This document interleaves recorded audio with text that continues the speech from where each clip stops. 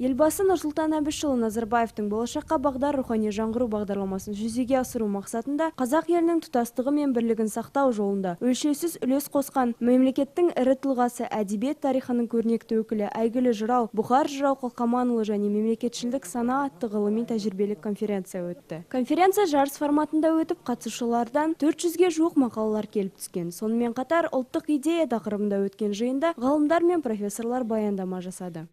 Конференциясының негізгі тақырыбы бұл Нұрсұлтан Назарбаевтың рухани жаңғыру бағдарламасына сәйкес Бұхар Жыраудың шығармаларындағы ұлттық мүдде, ұлттық код, бүгінгі тәуелсіздік идеясы, ел басқару проблемасы, әсіресе жастарды тәрбиелеу және тәуелсіздікті қадірлеу, ел бірлігі туралы мәселелер көтереді.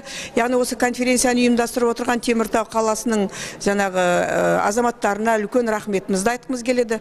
Біз Қарағанды мемлекеттік университетінен 4 профессор, ғалымдар қатысып отырмыз.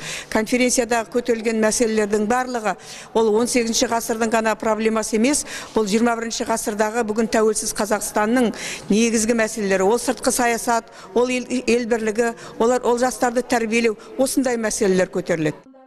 Біз ұлы бабамыз арман еткен біртұтас ұлт, қуатты мемлекет болды жүзеге асырған бақытты ұрпақпыз. Сондықтан Бұхар Жырау мұра еткен ел тағдыры, ұлт бірлігі мәселесі халқымыз үшін әрдайым өзекті болып қала береді. Бүгінгі үлкен салтанат та осындай игі мақсатта орайына өткізіліп отыр.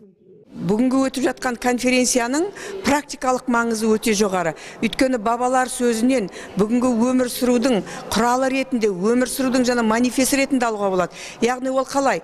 Өзінің кіші отанын сүюге, жастарды тәрбиелеуге, білім алуға, оқу білімге үйренуге, қасында жүрген жақсы адамды сыйлауға, ел басындағы жаңағы мемлекет басында жүрген азаматтар деген құрметпен қарауға, осындай үлкен мәселе қаралады. Бұхар Жырау Қалқаманұлының мерейтойы Қарағанды облысында жыл басынан бері түрлі шаралармен аталып өтуде. Аталмыш көрмелер рухани құндылықтарды, ұлттық салт дәстүрді, қазақ елінің тарихын, Бұхар Жырау сынды ұлыларымыздың шығармашылығы арқылы сақтап дамытатыны сөзсіз.